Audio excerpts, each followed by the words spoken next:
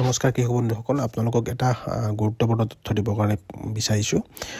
সৰিয়হ খেতিৰ ক্ষেত্ৰত আপোনালোকে সাৰ দিয়া সাৰ প্ৰয়োগ কৰাৰ যথেষ্ট আপোনালোকে গুৰুত্ব সহকাৰে ল'ব লাগে। যে সাৰৰ ক্ষেত্ৰত সৰিয়হৰ আমাৰ দুটা কথা আছে। যে এটা কথা হৈছে কি যে সৰিয়হৰ আপোনাৰ যিবোৰ ঠাইত আপোনালোকে পানীৰে দিয়াৰ ব্যৱস্থা নাথাকে সেইখিনি ঠাইত সৰিয়হৰ আপোনাৰ সাৰৰ পৰিমাণ হৈছে urea 12 KG, single super phosphate আপোনাৰ 30 কেজি আৰু মিউৰেট অফ পটাছ 25 কেজি। আৰু য'ত আপোনাৰ পানী দিয়াৰ ব্যৱস্থা থাকে তেতিয়াহ'লে তাত আপোনালোকে প্ৰয়োগ কৰিব urea 18 KG, single super phosphate আপোনালোকে 33 কেজি আৰু মিউৰেট অফ পটাছ 9 কেজি। আৰু লগতে আপোনালোকে বৰাক্স দুটা ক্ষেত্ৰতে আপোনালোকে 1 পৰা 1.5 কেজি হিচাপত আপোনালোকে প্ৰয়োগ কৰিবৰ কাৰণে চেষ্টা কৰিব।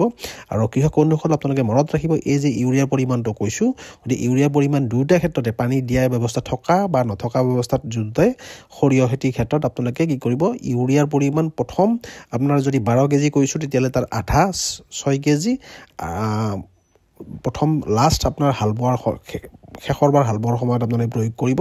আৰু দ্বিতীয়তে যিটো 18 কেজি কথা কৈছোঁ সেইবাৰ তাতো ক্ষেত্ৰত আপোনালোকে 9 কেজি শেষৰবাৰ হাল বোৱাৰ ক্ষেত্ৰত আপোনালোকে প্ৰয়োগ কৰিব।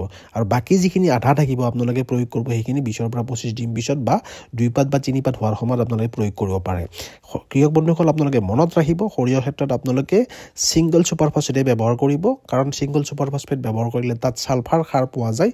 কিন্তু আপোনালোকে যদি DAP প্ৰয়োগ কৰে তেতিয়াহ'লে তাত DAP প্ৰয়োগ কৰিলে কি হয়, তাত ছালফাৰ সাৰটো পোৱা নাযায়। গতিকে এডিশ্যনেলি আপোনালোকে ছালফাৰ সাৰ প্ৰয়োগৰ ক্ষেত্ৰত দিব লগা হয়।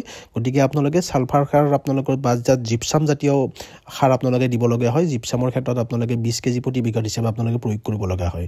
গতিকে কৃষক বন্ধুসকল আপোনালোকে এই ক্ষেত্ৰত মনত ৰাখিব, সৰিয়হ খেতিৰ ক্ষেত্ৰত সাৰ প্ৰয়োগৰ ক্ষেত্ৰত আপোনালোকে এই মই কোৱা কথাখিনি, আৰু লগতে আপোনালোকে এটলিষ্ট এবাৰ হ'লেও পানী দিয়াৰ ব্যৱস্থা কৰিব সৰিয়হ খেতিত যদি আপোনালোকে উৎপাদনটো বঢ়াব খুজিছে।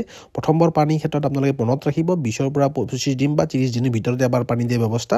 আৰু দ্বিতীয়তে আপোনালোকে পানীটোৰ মনত ৰাখিব যে যেতিয়া ফুল 50% 50% ফুল ফুলিব বা প্ৰথম চিলিকোৱা যিটো আপোনাৰ মানে দানা ধৰিব সেই দানা ধৰাৰ আৰম্ভণিতে আপোনালোকে মানে পানী দিয়াৰ ব্যৱস্থা কৰিলে আপোনালোকৰ সৰিয়হৰ উৎপাদন যথেষ্ট বৃদ্ধি হ'ব।